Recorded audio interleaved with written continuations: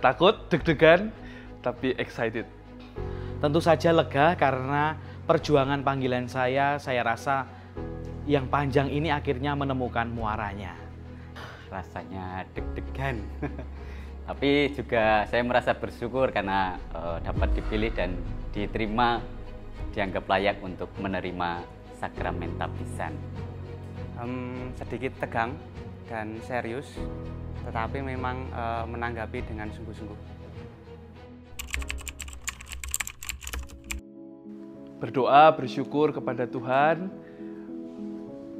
Terima kasih ke umat, ke teman-teman semuanya. Sebagai diakon tentu saja saya ingin berdoa, bersyukur karena rahmat Tuhan saya terima dalam kesempatan tahbisan diakon. Saya ingin bersyukur karena dalam perjalanan panjang menanggapi panggilan, saya diberi rahmat kesetiaan. Menjalankan tugas perutusan, SK yang diberikan. Yang paling berpengaruh, keluarga, orang tua terutama. Tentu saja banyak sekali orang-orang yang berpengaruh dalam proses panggilan saya. Keluarga, juga para pembimbing, lalu juga romo-romo idola saya dulu sewaktu kecil, juga yang sampai saat ini para orang yang mendukung saya, dan juga tentu saja diri saya sendiri dan Tuhan yang ikut mendampingi dalam perjalanan panggilan saya. Melihat pengalaman panggilan saya tentu banyak orang ya, tetapi yang awal pertama menginspirasi tentu para romo yang memberikan teladan baik sehingga saya juga terinspirasi dan mau untuk menjawab panggilan untuk menjadi seorang imam. Ada banyak orang, terutama sahabat-sahabat, keluarga itu terutama ibu, ayah, kemudian ada pembimbing dari SMP yang membimbing saya itu sangat berpengaruh bagi saya. Yang paling ditunggu itu pengurapan tangan oleh Bapak Uskup, pengurapan dengan minyak, lalu ibu nanti akan mengelap tangan bekas pengurapan itu dengan kain manutersium.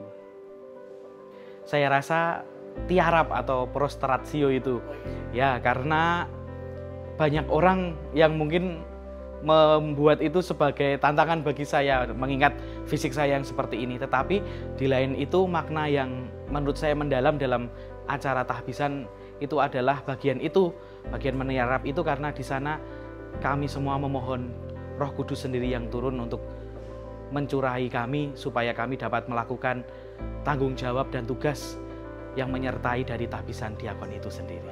Tentu yang saya bayangkan itu dan menyenangkan adalah tiarap.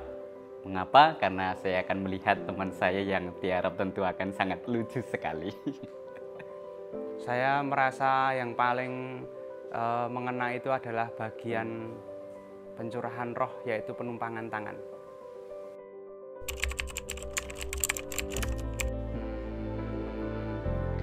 Tantangannya yang paling besar adalah menjaga emosi, menata hati supaya tetap fokus dan tetap tenang.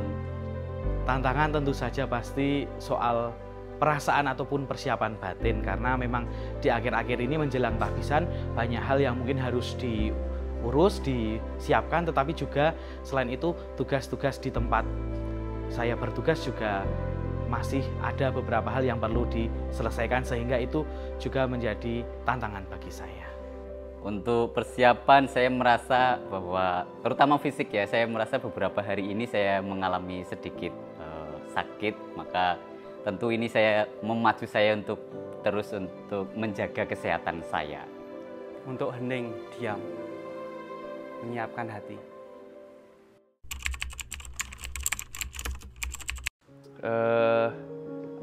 Treasure, secure, dan grateful. Tentu saja berdoa, lalu juga berkumpul atau persaudaraan, dan yang ketiga adalah komunikasi atau komunitas yang baik. Doa, tanggung jawab, dan juga kesetiaan. Ceria, mendalam, total.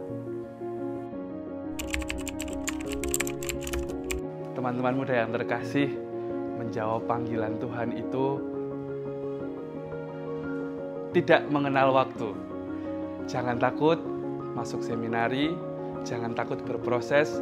Kalau jatuh, bangkit lagi. Kalau sudah bangkit, tolongin yang jatuh. Pasti ada jalan, pasti ada waktu yang Tuhan sediakan. Untuk orang muda sekalian, belajar dari pengalaman saya, jangan takut untuk memilih apa yang ingin menjadi pilihan kita, dan juga jangan takut untuk menghadapi dan juga mulai menekuni apapun yang menjadi keinginan hati kita. Dengan begitu, cinta akan tumbuh di dalamnya, dan juga teman-teman akan menemukan apa yang menjadi kehendak Tuhan dalam pengalaman teman-teman. Untuk orang muda, jangan takut untuk menjawab panggilan Tuhan. Kalau Tuhan sudah memanggil, pasti Tuhan juga akan melengkapi yang dibutuhkan. Hidup yang paling membahagiakan saya yakini adalah yang dipilihkan Tuhan bagi kita, tetapi kita harus menemukan suara Tuhan itu. Jadi kita harus mencoba bereksplorasi, jangan takut.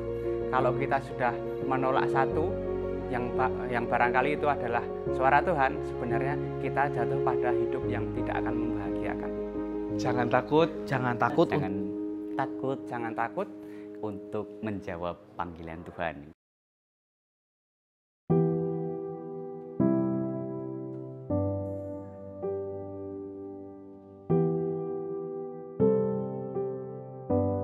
Saya Romo Antonius Galih Arga, saya mewakili tim pendamping para frater Keuskupan Purwokerto. Anda sudah melihat bagaimana ada 3 calon diakon dan 1 calon imam Keuskupan Purwokerto.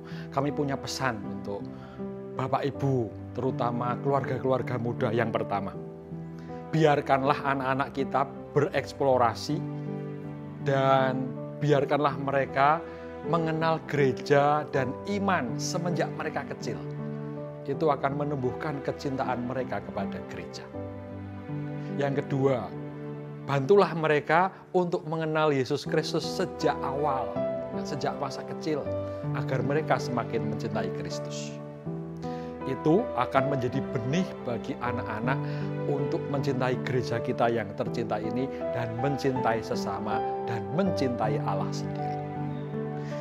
Bagi teman-teman muda, kalau kita semua kalau Anda ingin mengabdi kepada Allah dan mengabdi kepada orang lebih total lagi, mari jadilah imam, buder, suster, melayani gereja sampai akhir sebagai sebuah rahmat dan heroisitas kita sebagai seorang manusia yang hidup di dunia.